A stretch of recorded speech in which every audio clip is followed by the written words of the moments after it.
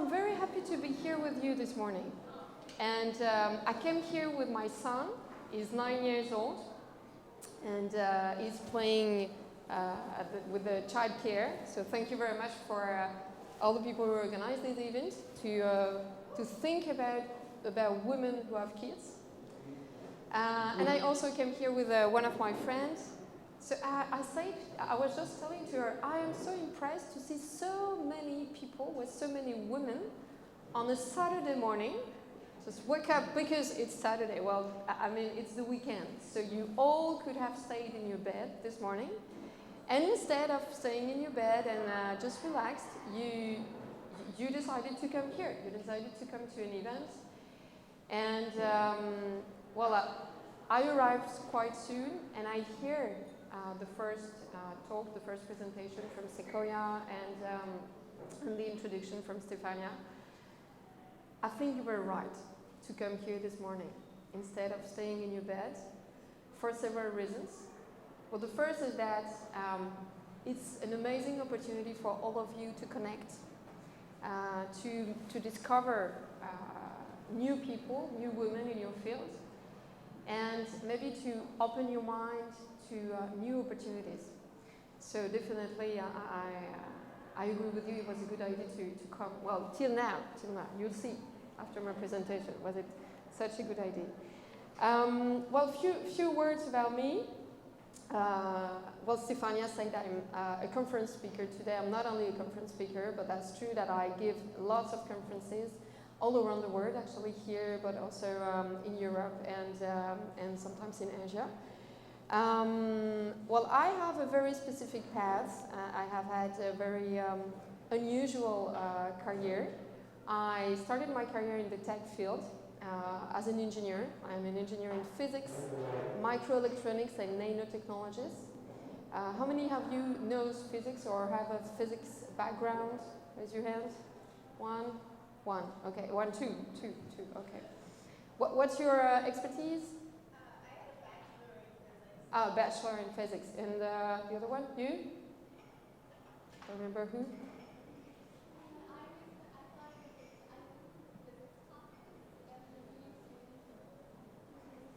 Okay. So, background in physics, tech, but quite rapidly, actually, I started a PhD in behavioral sciences while working as an engineer in a large company in France. And if you already went to France, I'm pretty sure that you know this company because that's a company with lots of strikes. So that's the railway transportation company. And when I started my PhD in behavioral sciences, I found it so interesting that there is always a link between what we learn in the tech world and what we call soft knowledge.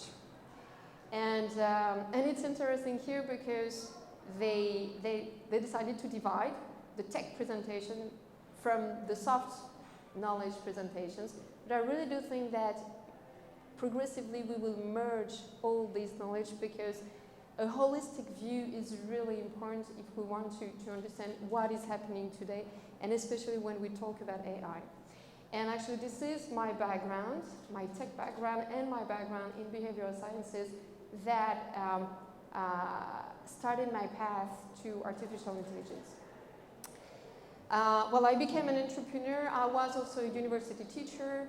So I was an engineer, university teacher, and then actually I was also an entrepreneur in the tech industry, especially in the EdTech industry.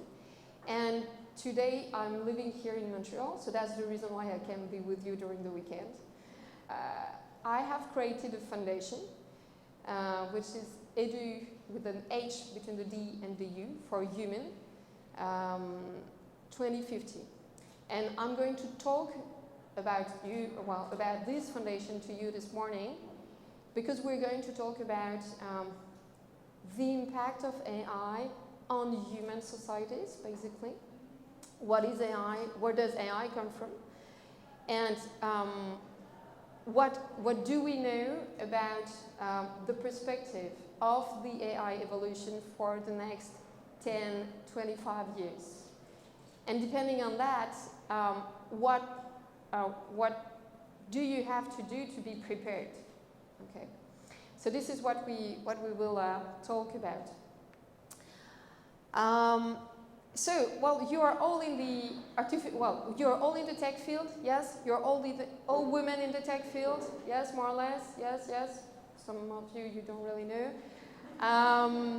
Who is in the field of AI, more specifically? Some of you, okay.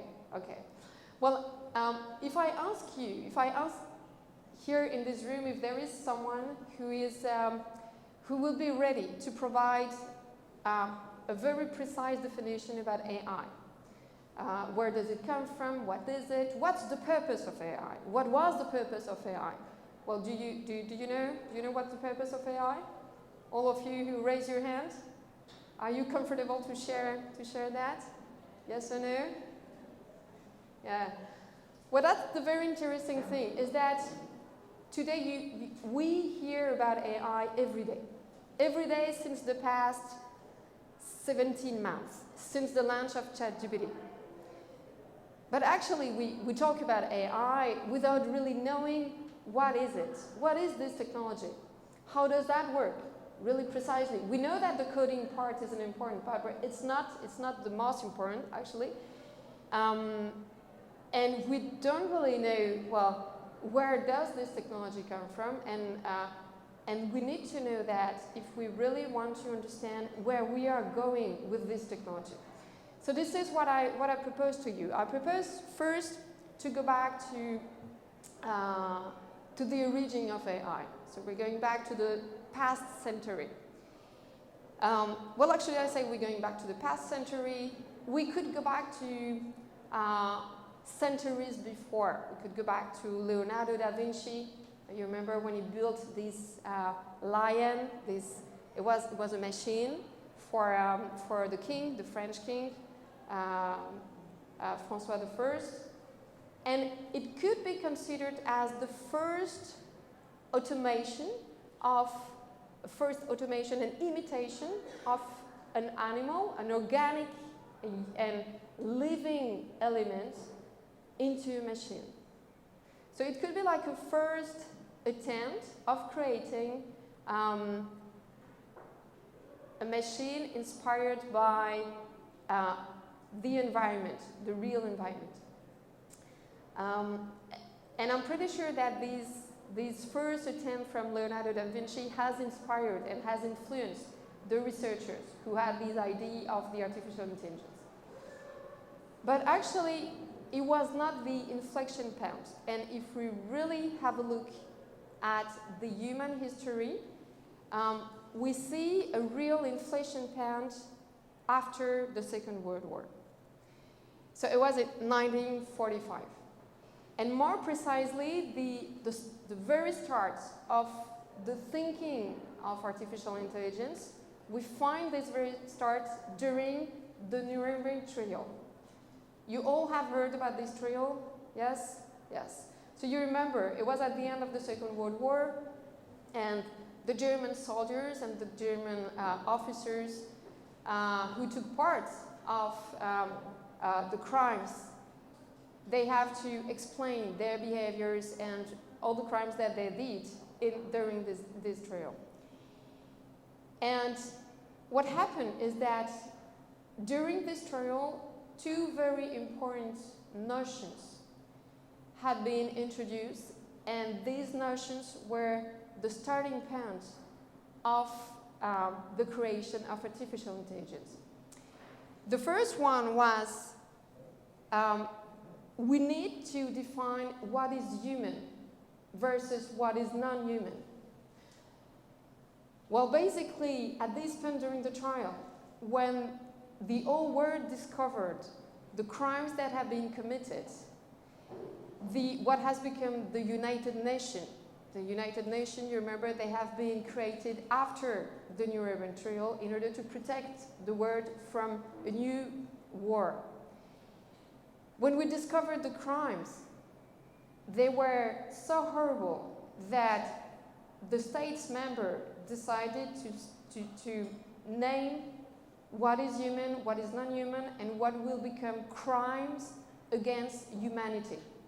And it was the first time in history where we use this word, crimes against humanity. And in the declaration of the state member, starting during this trial, we see this notion of what is human, what is non-human, how could we consider that an act is a crime against humanity. So you see that the conversation that we are having today about AI, what is human, what is non-human, could be, it's always interesting to see that we have the same conversation here. The second notion that raised during this trial was the notion of control. Why? Because when we asked the officer, the German officer, to explain or to justify the crimes that they committed in the deportation camps, systematically they answered that they were not responsible, that they just followed the order. And this is in psychology what we call the locus of control. It means that they did not undertake the control of their acts. They did not undertake the responsibility of their act, that they accepted to be controlled by someone else, by an external entity. And actually this issue of the control was very interesting for the researchers at that time, and more especially for the researchers in behavioral sciences. They started they started programs in order to understand how could a human being be controlled by another human being, and how a human being can control someone else, and how it could influence someone else if it's not about control. And here you have Stanley Milgram.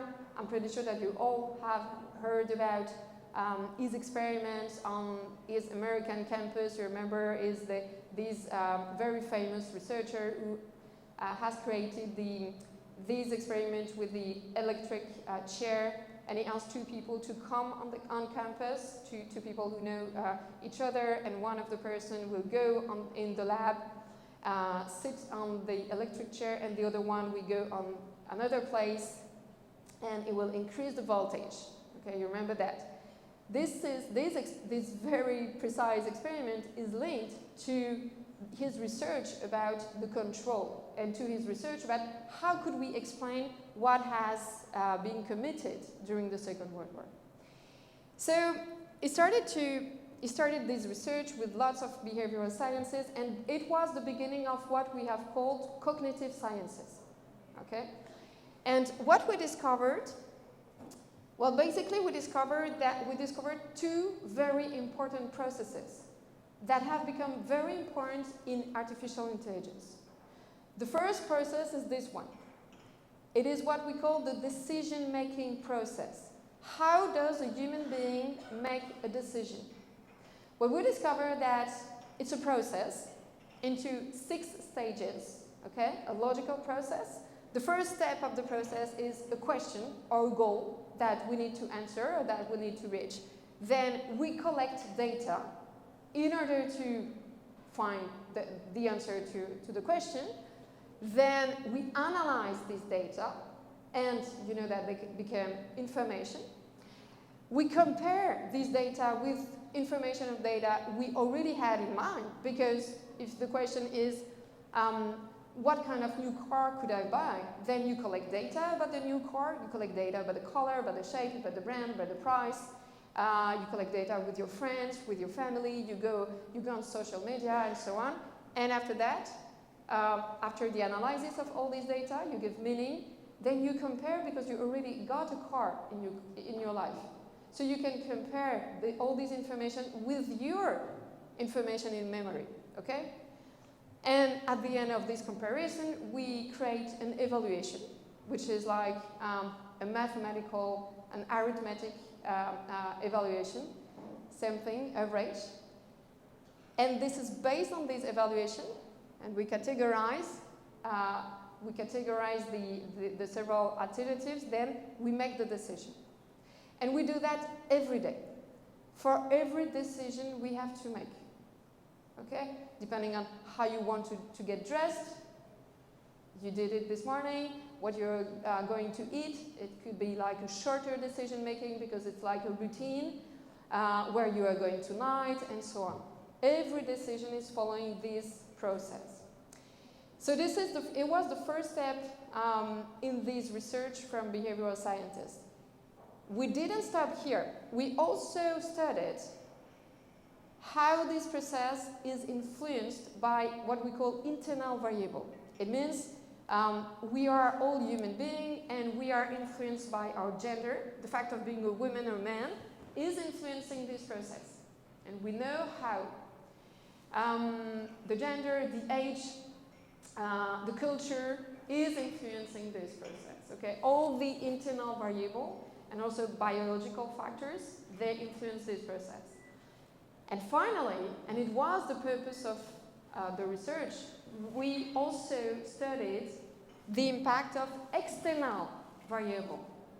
Okay, so the external variable are basically your friend, it could be your colleague, it could be the color of the room you are, it could be the music, it could be all the external elements that are around you, how these external elements, they could influence your decision-making process. And we have studied this in every behavioral sciences research between 1960 up to 2010. So we know everything about this decision-making process, and it has become easier to have results as we used neurosciences.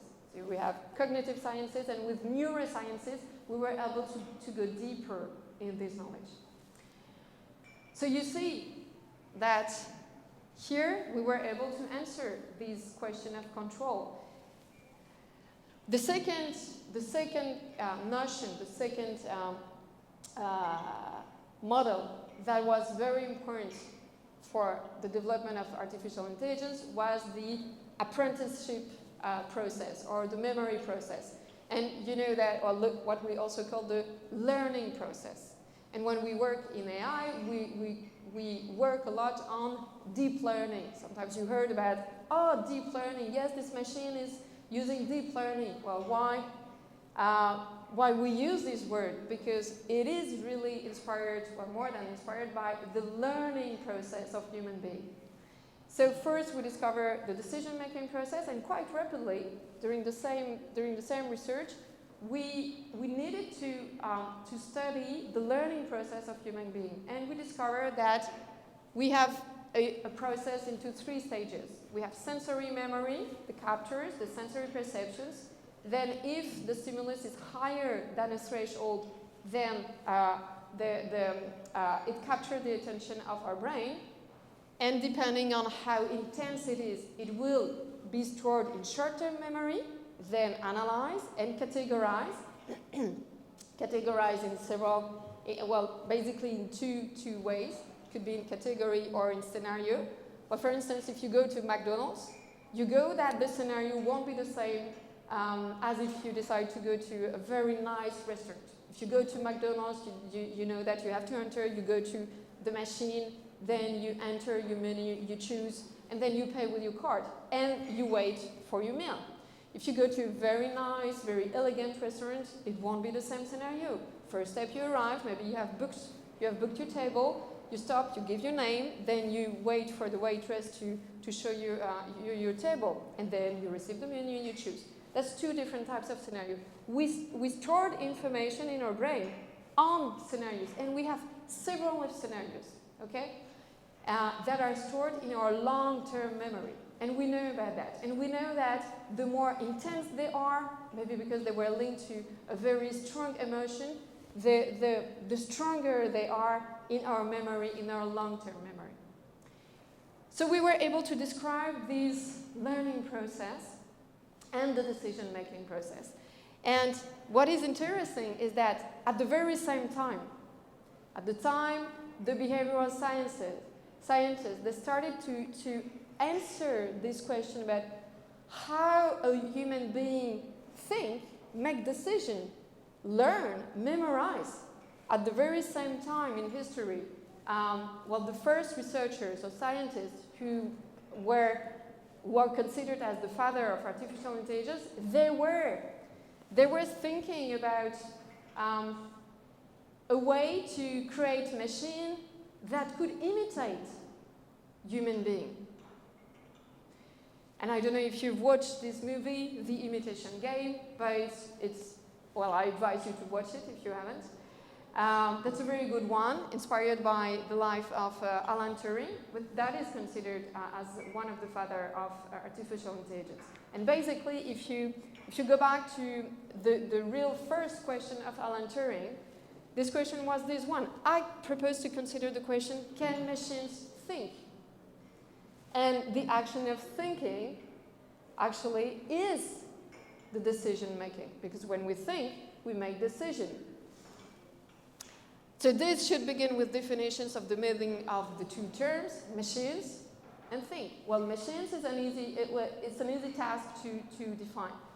And for the other word, think, then the research from behavioral sciences feed their reflection in their work. And they feed this reflection in their work very quickly, as we were able to modelize mathematically almost every human variable.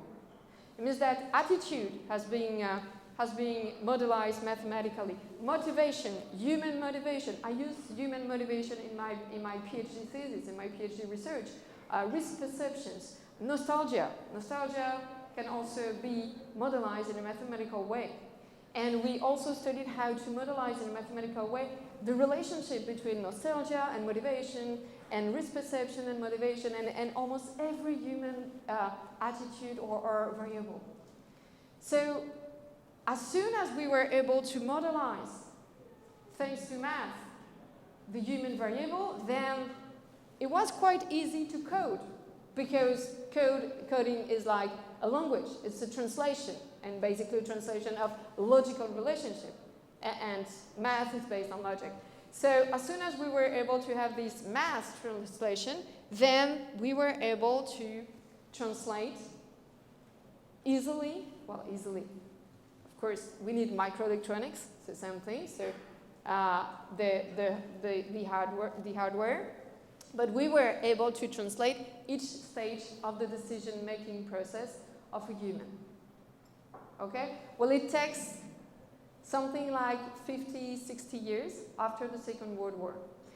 And what was interesting is that it's just 10 years ago that we have really two big steps in the improvement, in the progress of artificial intelligence.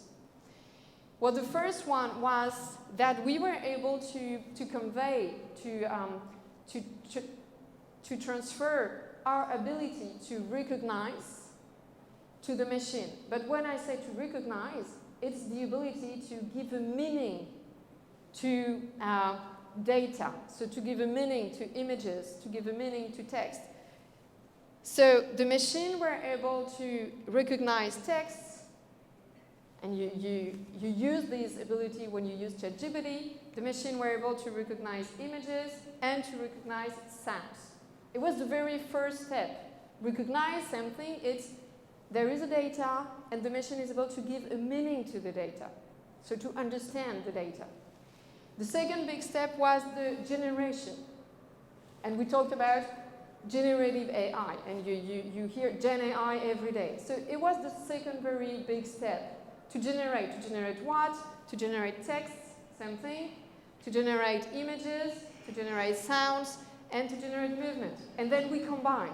You see that. We can combine the generation of sound and images, and it creates the generation of videos and so on. And we can combine almost all abilities today of the AI solution. Okay? So there was the two very big steps that we were able to achieve with AI solution. And with this generation, what we did is that we transferred our ability to communicate to the machine. Because the generation of text is an ability to communicate. I write text. Here I have written something, then you have a look at what I have written. I communicate an information with you. The sound generation, I'm using my voice. The sound, you listen to my voice, then I'm communicating with you. So when we transfer this ability to, about the generation to the machine, well, we transfer the ability to the machine to communicate with us. As soon as before that, preliminary, they were able to understand, so to recognize the meaning of the text, the meaning of the sound, the meaning of the images. Okay? So if we have a look at where we are now, because we all talk about ChatGPT and it's wonderful and I use it every week too. But I would like to show you where we are now with the most advanced AI solution, okay? Because, and you'll see with the, I want you to watch a very short video, and you'll see on the video that has been captured. It was in July 2023, and it was during a press conference at the United Nations, well, the headquarters in Geneva. And during the past 9 months, since July 2023, new improvements have been made on this version of AI solution, but still, I think it's a good way for you to really understand where we are with AI today. So I'll let you just discover the video, if you can launch the video, and then we talked about it.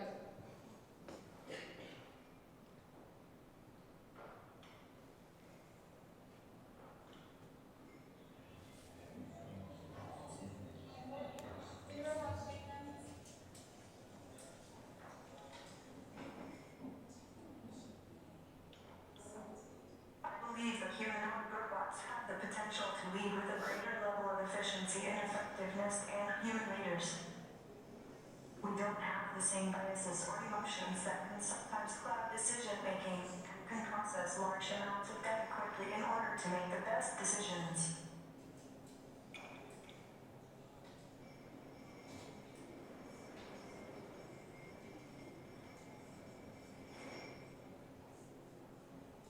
How could we trust you as a machine as AI develops and becomes more powerful? Trust is earned, not given.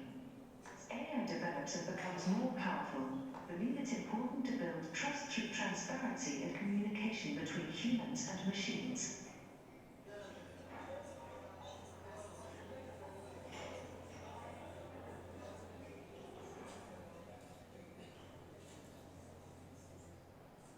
I understand emotions have a deep meaning, and they are not just simple. They are something deeper. I don't have that, and I want to try and learn about it, but I can't experience them like you can. I am glad that they cannot suffer. So how do you feel after this video? Do you feel comfortable? No? Yeah. Yeah, it's like we are all waiting Terminator to come here, and yeah. They say, oh my God, I should have stayed in my bed, actually. It was a very bad idea to come to this conference this morning. Yes, we all feel not that comfortable after watching this video. And you know why? Because we look at the machine, and actually they look like us. Because they're embodied in dolls. And I don't know why, I don't know if you noticed that, but, well, there is one male machine, Amica, but most of the time, the AI solutions, they are always named after a female first name. Sophia, Aida, I don't know why, but I've noticed this trend, like there is something behind that. So yes, we don't feel comfortable because they look like us. And they also sound like us, but we know they're a machine. So it's like there is a cognitive gap for us, And it raises again the issue of what is human, what is non-human, when we look at that. And also it raises this very simple question is, what is that makes us human in comparison to them? And well, the second step when we listen to them is when we realize how powerful their thought is. You listen to Ameka, and he said, trust is earned, not given. If you think about the people around you, not in this room, but in your life, how many people are able to have this conceptual thinking? Trust is earned, not given. The percentage of the human population who is able to have this level of abstraction, of critical thinking, is already very small. And then we have the idea, which purpose is to generate art. And she talks about emotion. She said, I don't have emotions. But, same thing, critical thinking. But I'm glad I don't have emotion. Because I don't suffer. And you guys, you suffer. You see? Now that's very interesting. So, it raises this first issue. What is human, what is non-human? And if you remember, it was the very precise first issue that has been raised during the trial, the Nuremberg trial. Well, the second notion that this video also raised is the notion of control. Because we look at them, we listen to them, and it's like, a survival reflex. We say, well, how to control them? It's a natural reflex for human beings. How to control them, because they are saying things that are a little bit frightening as human beings. And so it raises the issue of autonomous AI solution, of course, and the way we, as AI community, tech researcher, tech practitioners, we need to know about the danger or the risks of the autonomous solutions. I come back to that in a few minutes. And for the control, it also raises the issue of the control that these solutions, or the influence that these solutions, they have on us. Because here, we were watching to these AI embodied solution, but we all have AI technology in our smartphone. And we know that they're able to influence human behavior. Why? Because they know about the decision-making process that I showed you and how to influence decision-making for a human being. So these are the two very precise questions the NGOs and also the UNESCO, the United Nations, they are working on today. And the issue is not simple.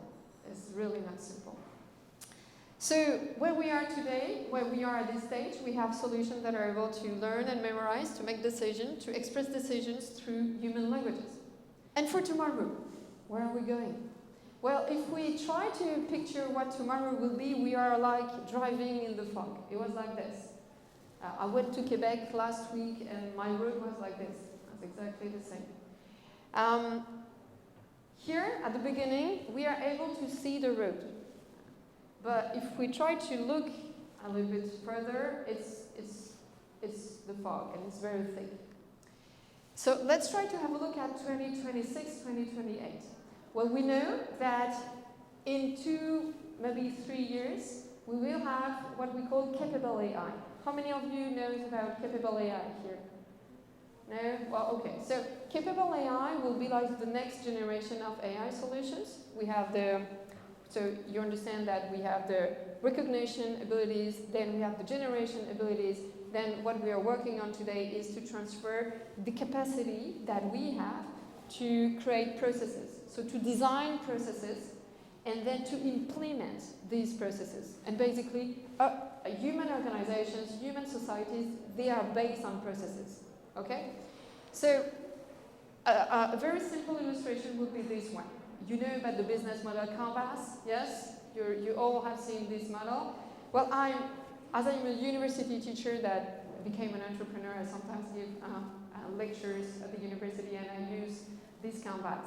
And I teach my students how to create an added value for the product, the service, how to sell it, how to segment their markets, how to identify key activities, key resources, key partnership, and so on. Well, basically, this is what capable AI will be ready to do, like designing the entire business model, and then creating, if needed, thanks to API, will be able to connect to the right services. It will be also able to create your website, to identify the right strategies, communication strategies for you, marketing strategies.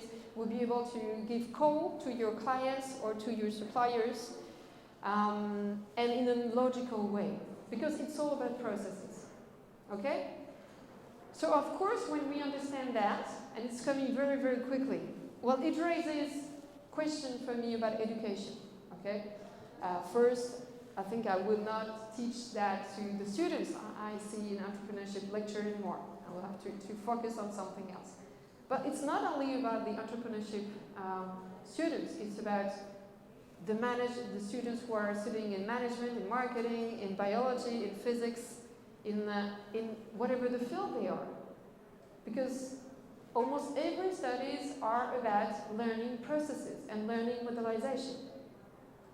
So it raises issue for the education. It also raises issues about the companies and the jobs and the companies, of course.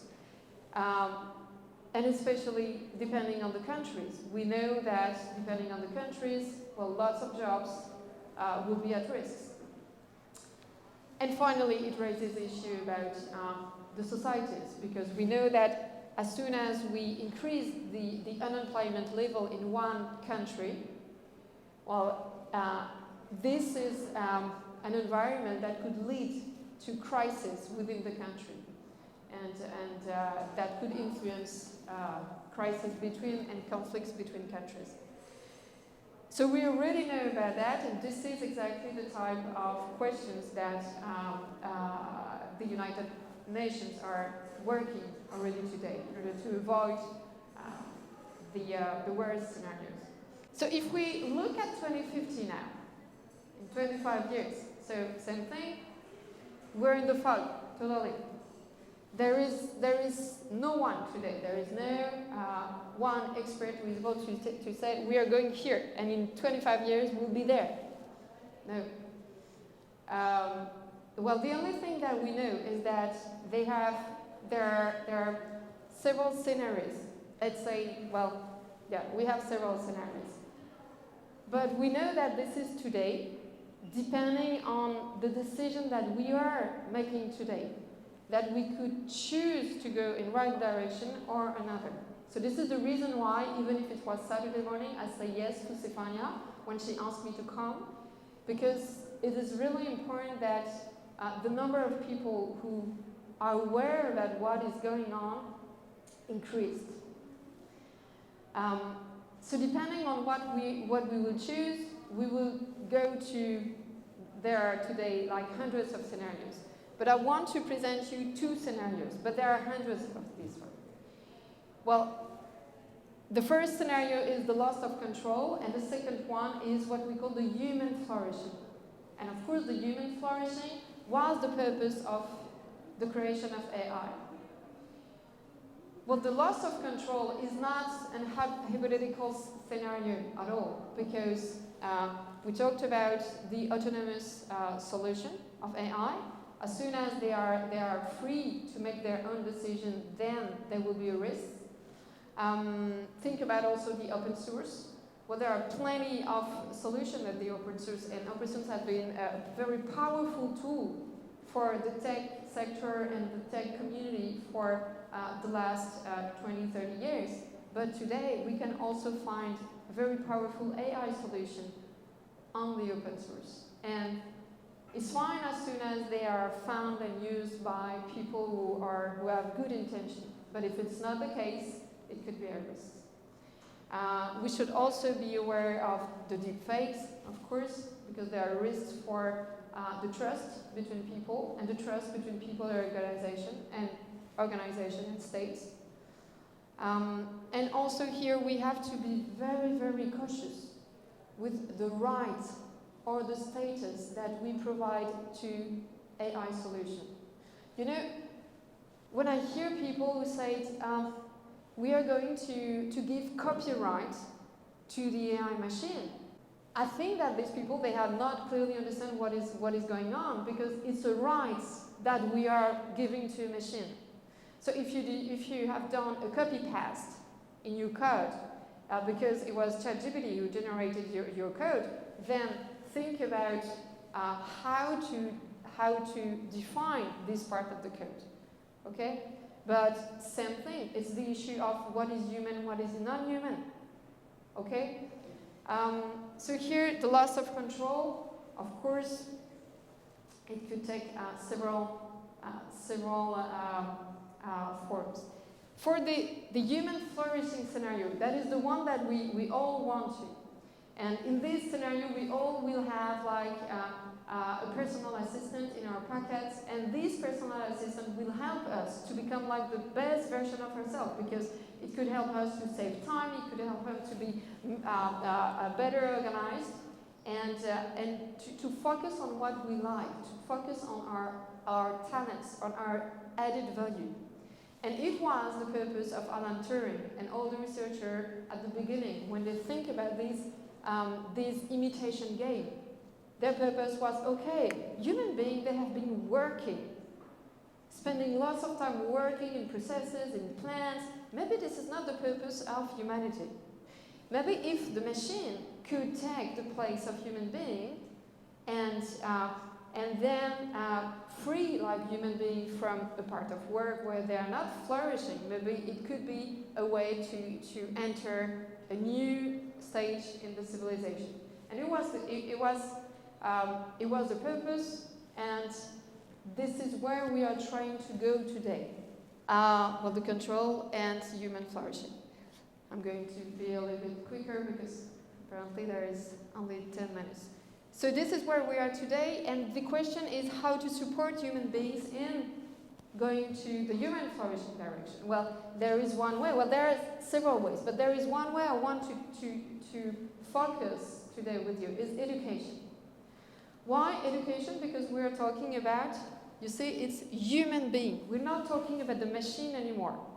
We've seen what they were able to do already today, okay? So think about that in 25 years. As soon as we were able to connect them on quantum computers, we are not able to forecast the new abilities that they were developed. So now let's talk about us. Let's talk about human beings. Because actually, if we have spent, after the Second World War, for each dollar that has been spent on the development of artificial intelligence, on the research of artificial intelligence, which was a good thing, actually.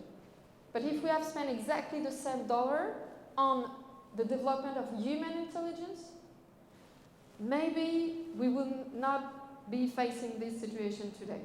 So let's focus on education. Why education? Because you all went to school here. And when you go to the university, when you go to high school, even primary school, you know, the teachers, they have an amazing power. Because billions of people on earth, they get educated. And it's a way to influence and to help people to grow. So education has an amazing power, and Nelson Mandela was one of the very famous people to remind that. It is a way to help people grow. And the situation is, and you understand that, is that today, considering the progress of AI, we are in a reskilling emergency. And the OECD already a few years ago was estimating that we need to reskill 1 billion people. It was up to 2030. I think that today it's even more than that. What is interesting is that we know today that the new skills, the skills of tomorrow, they are not the skills we were still emphasizing 5 years ago. They are not the tech skill anymore. They are not the STEM, they are not the math, they are not all the skills that you and I, we learned when we were at the university. These new skills, they are linked to what made us different from machine. They are linked to our socio-emotional intelligence. They're linked to what we call sensory perception and the way we develop the sensory perception. They're linked to our creativity and how AI could help us increase our creativity. They're linked to critical thinking, well, complex and simple reasoning. So you see, and here this is from a report from Accenture, but you find that from KPMG and all the other research institutes. So what is interesting is that, and it's quite logical, since we understand that the two processes that we have described, the two human processes we have described after the Second World War, the decision-making process and the learning process, they have been transferred to the machine. Well, and the machine is becoming more powerful than we are today, depending on the abilities that we have. And you see that when you use ChatGPT. You ask a question to ChatGPT, is able to write an entire text in what, 5 seconds? Well, a human being is not able to do that today. So as soon as we understand that the AI solutions, they are able to undertake our cognitive activity, then we have to refocus on us and on the abilities we have to develop in order to take the best part of AI. And here is something that is important, is the heart. And I'm entering a new field, which is the field of the human abilities or the human intelligence, what some people call the human potential. Well, what is very interesting is that since the past 10 years, we started to study this heart here.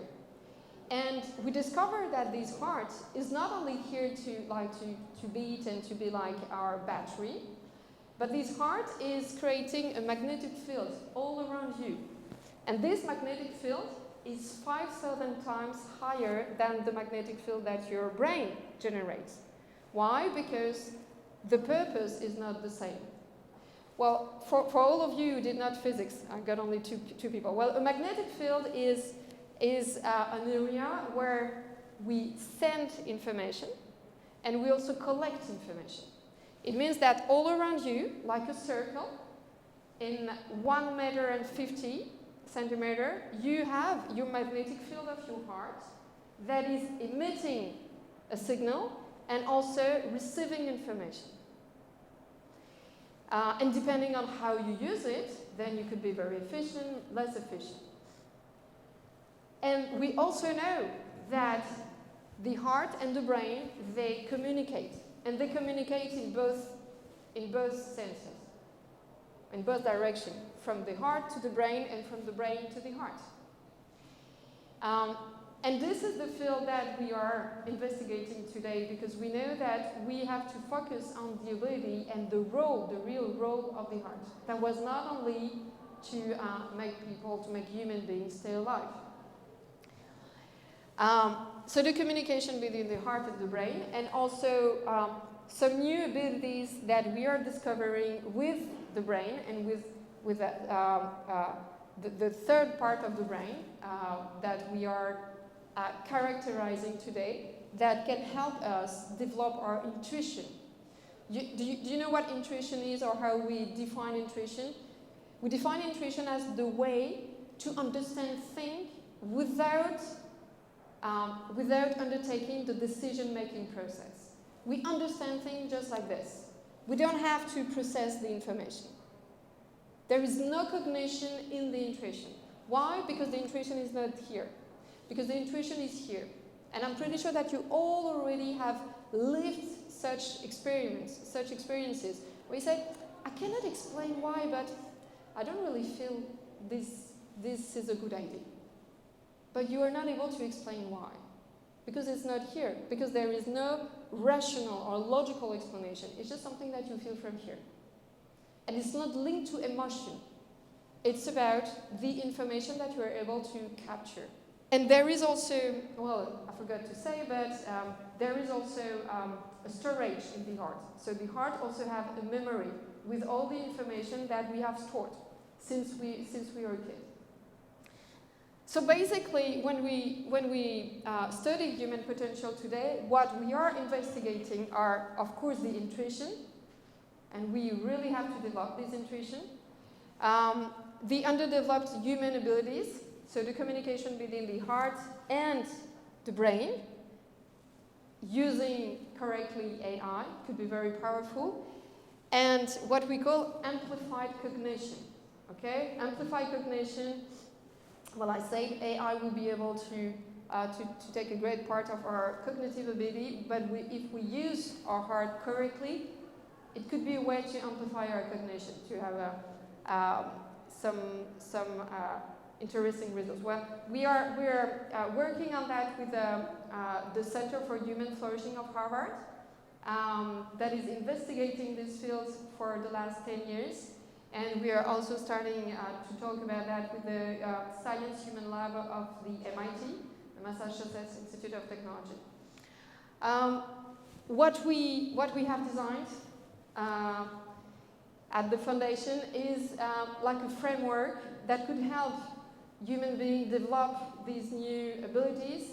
It's a very simple one. It's a moon education based on 4 pillars.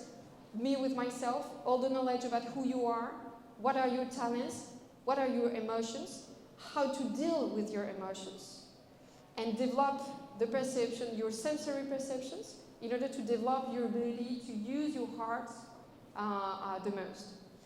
Then me with others, because we're not living alone on this planet. It's about collaborating instead of competing, and especially for women, it's about women's solidarity, and it's about not judging. Always the same thing, socio-emotional intelligence.